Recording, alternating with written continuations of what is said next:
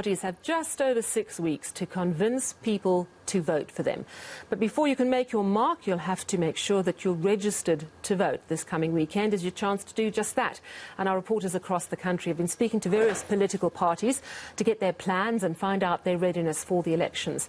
Senior reporter Siphamandla Goge is in Johannesburg, Nobesuthu Hejana is in Cape Town, and Lethiwe Mdluli comes to us from Durban this evening. Let's chat to them now. Siphamandla, I'll start with you. How tough is it going to be for the political parties to get their messages across in 6 weeks? Indeed, it's going to be very difficult for them because they don't have much time, and I can tell you that all of them are worried about that reality, that time is running out for them. And this time around, it's a very different election. You know, it's not your traditional normal election whereby they will be able to take their campaign to the masses and to use the well-established methods of campaigning. And with just 6 weeks to go, they need to hit the ground running and ensure that their message gets across in terms of the electorate. So they don't have much time, and they are aware of that. Hence, you will see from tomorrow when the voter registration weekend kicks in, that's where you will see most political parties who have not started with their campaign hitting the ground running. I can tell you that in and around Johannesburg, we've been observing that it appears as if the EFF, Action SA, and the DA are the ones who've been campaigning for the past 2 weeks or so. But the head of elections for the ANC, that is Lethiwe Mdluli, does concede that time is not on their side. They haven't had this before, whereby they need to mount their campaign in a very short period of time. Let's take a listen to him. We have never run a campaign in 6 weeks. It's the first time, and it's a test for the ANC. I don't know about others, but for us it is a big test. We embrace it, and we're going on the ground and talking to our people. And we know that we suffer from incumbency. Even somebody who have never been in power or produced that, they don't need to produce a manifesto. They just need to say, yeah, one of the pothole, the ANC is done. And then that is their manifesto. We've got to tell people about some of the sins of incumbency and how we have intervened and how are we going to intervene going forward. So there's a lot of things that we do as national government, provincial government. Within 6 weeks, we need, or even less, to be speaking to about our campaign. But our campaign has long begun to talk to the communities and mobilize them to get the right candidates and so on. Yeah, the campaign may have long begun. The reality is most South African voters only really start focusing on the election closer to the time. 6 weeks' time is incredibly tight. Also, political parties have to consider COVID protocols. Are you seeing new methods being employed, new ideas to reach people? Well, that has to do with going digital. Political parties don't have a choice. They have to take their campaigns and utilize the space, the digital space, because your normal traditional method of campaigning, which is your door-to-doors, and also having these political rallies where you invite people to come to the stadiums, all of that will lead into violation of COVID-19 regulations. As much as you can anticipate to try and control the number of people who can come to your political rally, but it will be difficult to do so. So a new method is to go digital and utilize the digital space, utilize social media. It's been done before, and this time around political parties are forced by circumstances to continue utilizing that space in order to tap into that untapped market and the electorate. So we are beginning to see the utilization of the digital space to campaign here. All right, Lethiwe, let's chat to you now in Durban. There was an IEC briefing today, and I guess we're going to be hearing a lot from the IEC in the coming weeks. What new did you learn today? What was their focus on today? Well, Sally, during that IEC briefing, there was much that came out from that briefing. One of the things that they did say is that there's been an increase in the registration figures here in KZN, with over 5.5 million registration that they have recorded. They are saying that they are ready for the elections, especially here in the province. Another thing is that they have said that the province has over 900 wards, and that's because of the increase in numbers of the people that have registered. They're also saying that voting stations have increased from about 4,000 to about 4,940. So there are many increases that the IEC is recording here in KZN. But I think the most important thing that came out of that briefing, Sally, is the fact that security is going to be increased across all provinces because of what we have been experiencing, especially here in KZN when it comes to the violence. We do know that about 3 women were killed last week in Inanda because or after they were attending a political meeting. So the IEC, when asked about some of the security measures that they've put in place to try and avoid these things this coming weekend, they are saying that they are working with the police, the South African Police Service, to ensure that everyone who's going to be visiting these registration stations will be safe. I spoke to the IEC's Ntombi Futsimasing, and this is what she had to say. We have weekly security briefings with the security cluster in the province. We have highlighted areas that we deem as hotspots in the province.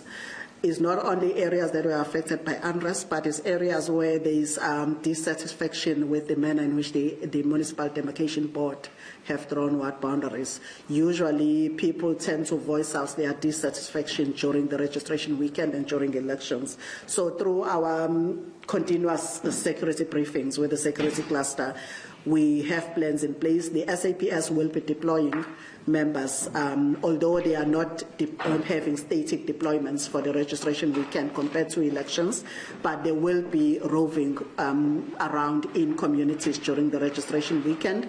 But we have agreed that there will be static deployments in areas that has been deemed as hotspots in the province. Lethiwe, you've also been speaking to political parties in the province. Time really is tight to get their message across to voters, and there are lots of concerns around COVID-19 and obviously what we've just heard from the ISC, the actual issue of crime and safety. But what are the political parties saying to you? Well, I actually spoke to the IFP a bit earlier on, where they were launching their campaign today, and they were also unveiling some of their candidates for the eThekwini Metro. They are saying that they are going to be utilizing platforms such as social media a lot because of the COVID-19 protocols, and also because we are under lockdown level 2. I also spoke to the NFP. We do know that the NFP recently lost its leader, and I was just basically gathering some of their thoughts into what strategy are they going to be using. Is there a plan for them to find a new leader, because we are heading to the local government elections, and they were saying that their only strategy for now is just gathering votes and basically planning for the elections. They are hoping that they will get some votes, and they are hoping that they'll get at least 60% here in the province. They are also saying that they're going to be using platforms such as social media. So that seems to be the way forward for a lot of political parties on how they are going to be campaigning this year. They are saying also that they are going to be having some rallies across the province, but those rallies will be kept at a certain number because of COVID-19 regulations. Yeah, it's interesting you mentioned what SIPA did, that inevitably, you know, we were moving more and more to sort of digitized reaching out to voters, but COVID is certainly making this more necessary. Nobesuthu Hejana in Cape Town, you have been focusing on the DA. What is their game plan for the next 6 weeks? Well, Sally, the party leader, Mr. John Steenhuisen, says the numbers speaks for themselves, because they're the only party that have made sure that their municipalities, or every city that they run, there are no reports suggesting that they are corrupt, and they've managed to boost job creations in all the municipalities that they run, and make sure that there's clean audit in whatever they've been doing. So he was saying that there's no need to go the extra mile.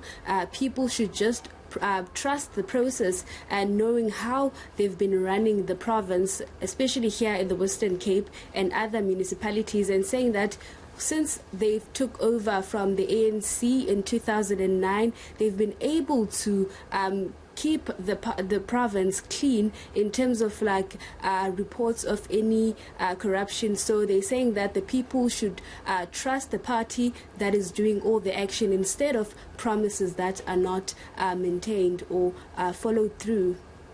And how is the DA campaigning during this pandemic? Is it a similar theme to what your colleagues are saying, that there's a lot of focus on telephone calls, digital outreach? Certainly, Sally.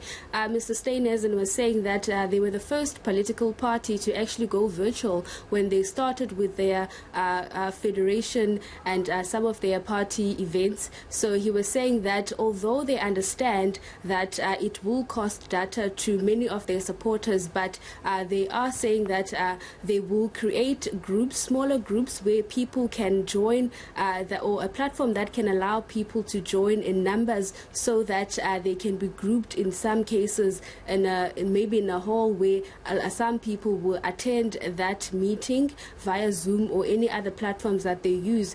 And he was saying that he is maintaining that the DA is the only party, especially in the Western Cape, that has shown that they can deliver to the people, and also refuting claims that they are anti-poor. But let's take a listen to Mr. Steenhuisen.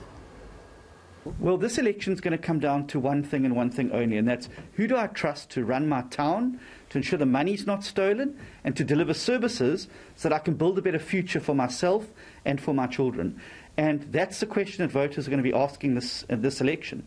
Our answer is the DA gets things done, the DA has a track record of getting things done, and the DA wants to bring change to your municipality. That's the focus for us this election. That's why our posters say very clearly, the DA gets things done. We don't need to talk about our opponents. We're talking about the DA and what our offer is to South Africans. John Steenhuisen and then Nobesuthu Hejana in Cape Town, thank you so much for your time. Also, Lethiwe Mdluli in Durban and Siphamandla Goge here in Johannesburg. And of course, it is voter registration weekend starting tomorrow. But if you haven't picked up your ID, you need to know that the Home Affairs offices are open. There are 400,000 unclaimed IDs. So if you want to vote, best you get to Home Affairs and pick up your ID so you can then register this weekend.